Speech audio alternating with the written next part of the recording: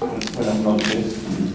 En primer lugar, quisiera expresar mi profunda satisfacción de estar al lado de Carlos Germán Belli, Inmaculada Derbo, Ricardo González Mejía y Sandro Chiri, en esta noche que es la celebración de esta crestomatía preparada por Inmaculada Derbo en homenaje a Carlos Germán Belli, labor que me consta le ha demorado varios años, no tanto por su capacidad de trabajo, sino por la dignidad de los críticos que se demoraban en entregarle los trabajos.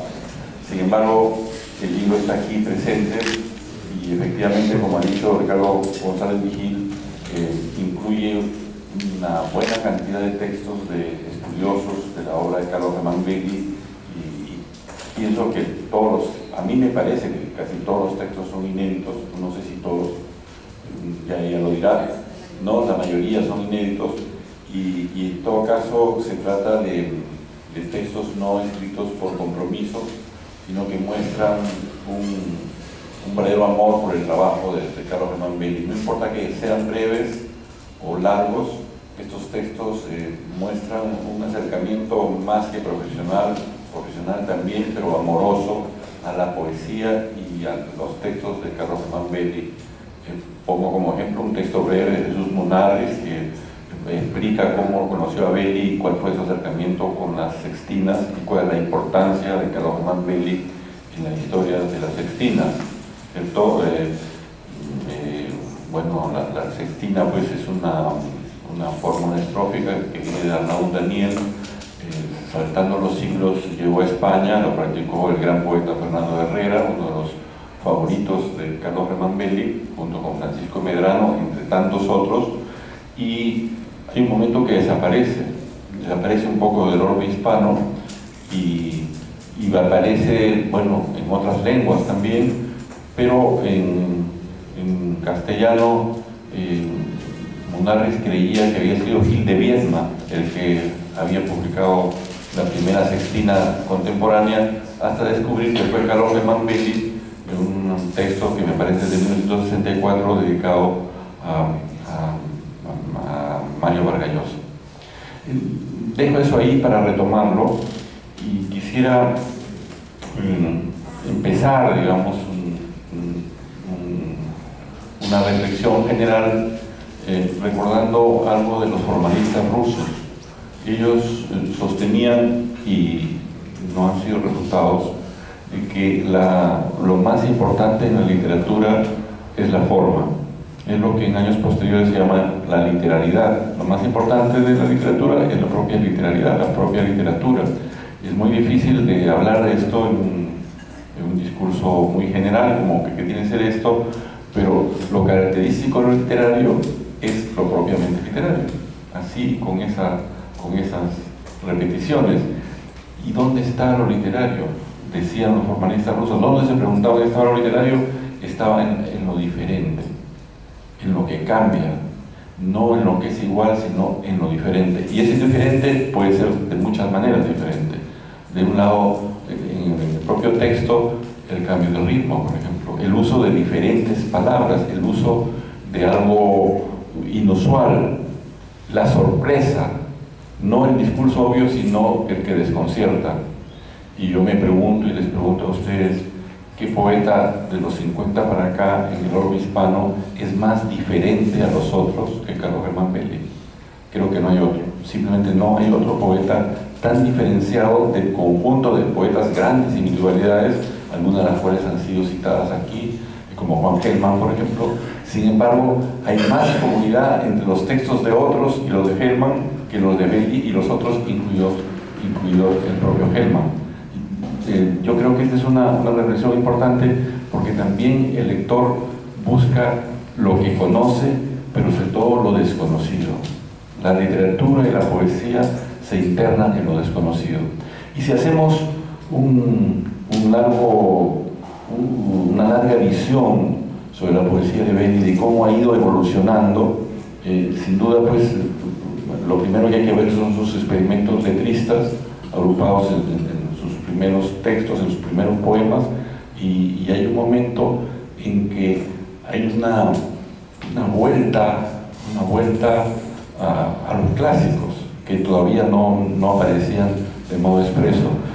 Bueno, los aficionados, como ocurre con frecuencia, a tratar de encontrar cuál es el misterio de la calidad de un poeta, buscan a veces datos biográficos, y bueno, por ahí están equivocados según muchos, pero sin embargo hay una asombrosa coincidencia entre el modo de actuar de Carlos Germán Belli, literario o público, en sus años mozos, al que ha ido teniendo después, y sin embargo hay una isocronía entre aquello que hacía Belli, que a él no le gusta mucho mencionar, ¿cierto?, pero sus amigos sí mencionan, ¿no?, ese atrevimiento frente a lo establecido, que era muy característico de la sociedad limeña de los años 50, ese hacer cosas insólitas, ese ir y causar ruido en ciertas demostraciones literarias, digamos, conservadoras. Eso hacía Belli. Y eso está más o menos parejo con el letrismo que él practicaba con esta exploración. Pero esa exploración lo llevó a los clásicos. Y no para repetirlos, sino para hacer cada vez cosas diferentes. Cada uno tiene su propia experiencia con Belli. Y uno demora a veces muchos años, y ocurre con los jóvenes normalmente, en darse cuenta que está frente a un gran poeta, o que tiene ocasión de mirarlo y de hablar con él, como nos pasa a nosotros, ¿no?, en este mismo momento. ¿Sabían los amigos de Vallejo? No todos, pienso, me pregunto, ¿sabían que Vallejo era un gran poeta? ¿Los de Trujillo lo sabían? Bueno, sabemos que Orrego lo supo, pero los otros no tanto. Qué sorpresa para ellos verlo crecer. Bueno, así Belli, por lo menos para quienes lo empezamos a leer en los años 60, resultaba un poeta insólito. Yo recuerdo haber leído la primera vez, no sus primeros libros, sino El pie sobre el cuello, del año 64, me parece, y recuerdo claramente el impacto que causó en José Miguel Oviedo, ¿no? Y escribió un artículo que decía más o menos: Carlos Germán Belli, más pavor, más asfixia, ¿no? Y entonces yo mismo me preguntaba, la respuesta ha venido con los años, y después de esto, ¿qué puede escribir el poeta? ¿Qué puede escribir este hombre que está al pie de sus hijuelas y avergonzado por un pobre amanuense del Perú? ¿Qué puede escribir de más este poeta que dice que ha hecho un hueco hondo, hondísimo, donde está con otros peruanitos porque arriba todo tiene dueño? Parecía que ya no había nada más que decir. Y sin embargo, ese amor por la forma del que había al comienzo fue delineando una especie de posibilidad de salvación que llega, pues, como lo ha dicho Ricardo González Vigil, en los últimos poemarios se nota una actitud de Carlos Germán Belli muy diferente a esa inicial que antes hemos comentado, y que en este texto comenta muy bien David Sobrevilla, cuando habla frente al dolor, frente al sufrimiento profundísimo que ha llegado también a la vida de Carlos Germán Belli,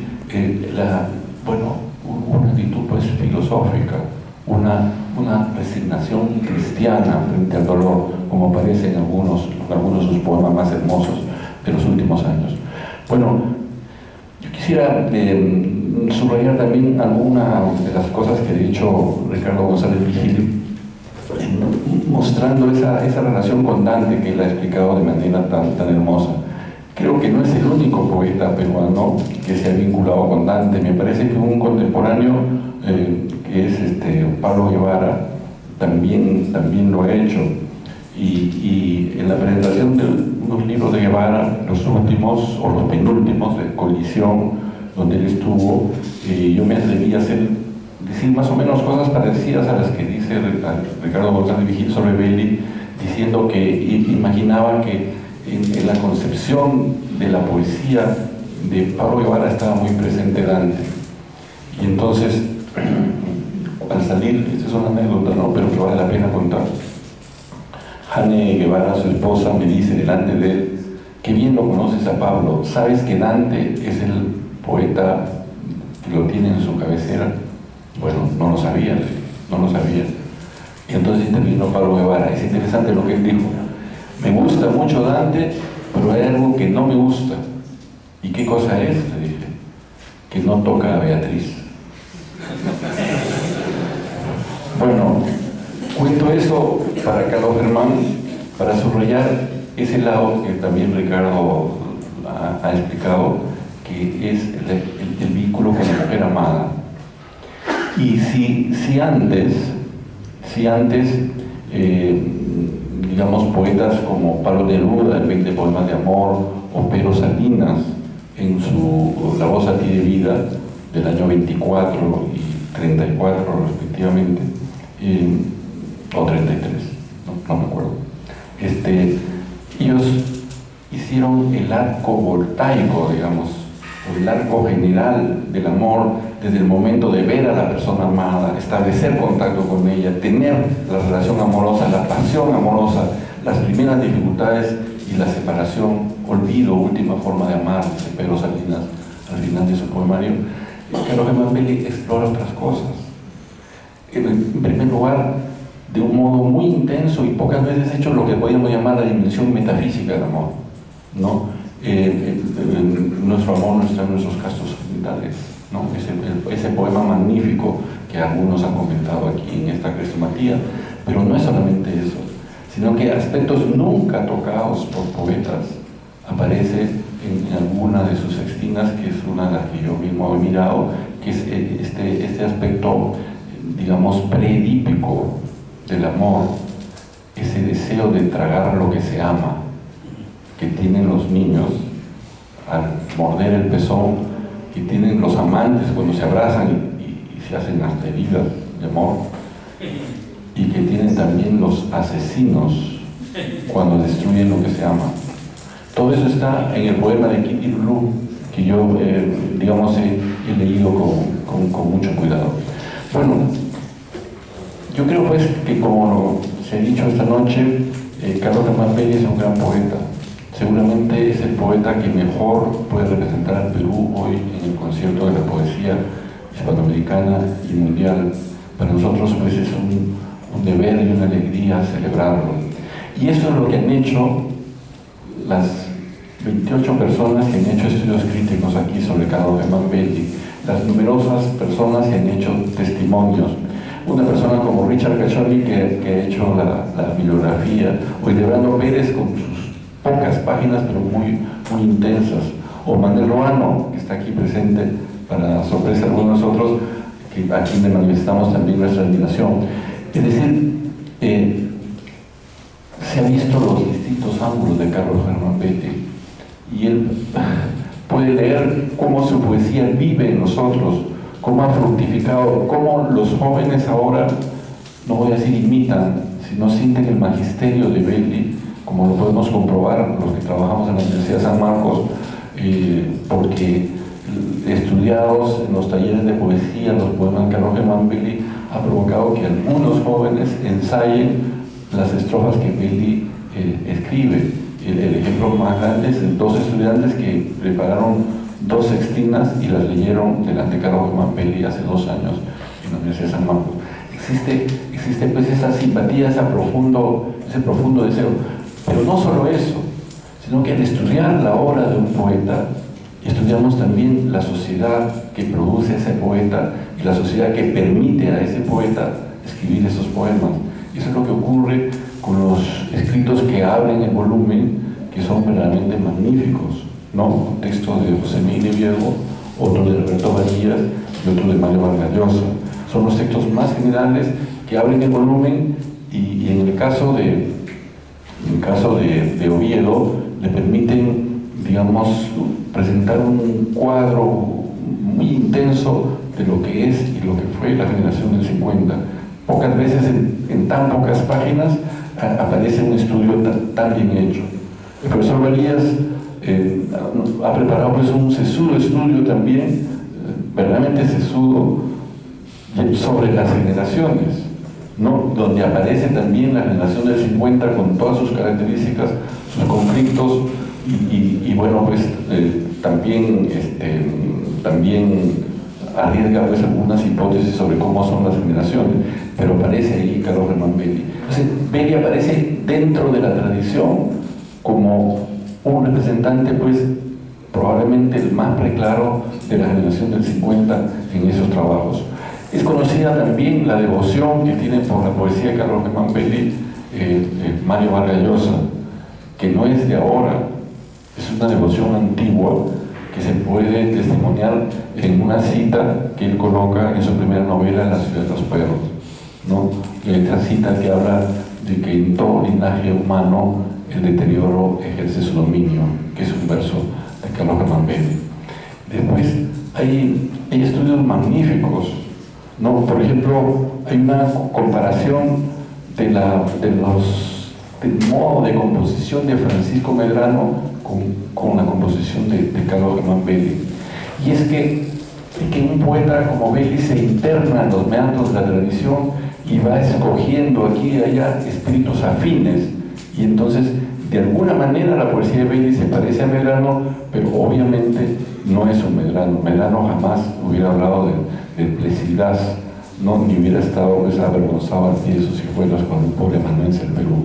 Es decir, cada época, cada marca, cada circunstancia va colocando su huella en este caso en la poesía de Belli.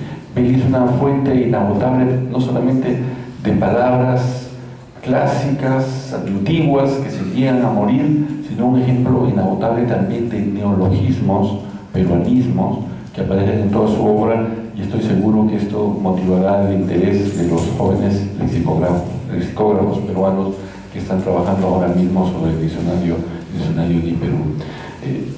Obviamente, habiendo el libro recién llegado, no he tenido ocasión de leer todos los trabajos, simplemente he espigado en algunos, me he dado cuenta, me atrevo a decirlo, siguiendo a Ricardo en esto, que digamos que este es el libro más completo que ha salido sobre Carlos Germán Belli hasta ahora, y porque representa también un concierto de esfuerzos de personas que muchos no se conocen, pero que tienen como amor máximo la poesía, y la poesía de este poeta que es, bueno, lo creo yo, el más diferenciado de todos los poetas que escriben en español en este momento. Muchísimas gracias.